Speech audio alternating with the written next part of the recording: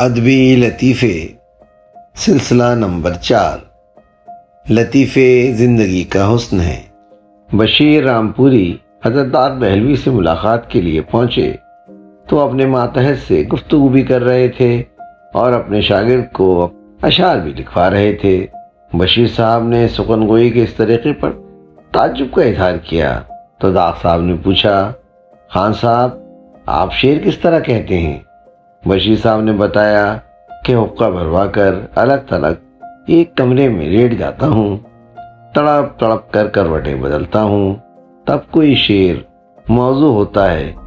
یہ سن کر داغ مسکرائے اور بولے، بشیر صاحب آپ شعر کہتے نہیں، آپ تو شعر جنتے ہیں۔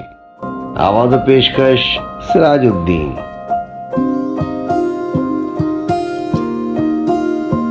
ویڈیو پسند آئی ہے تو لائک کیجئے، سبسکرائب کیجئے تاکہ آپ کو میری نئی ویڈیو کا نوٹیفیکیشن بر وقت مل سکے۔ شکریہ۔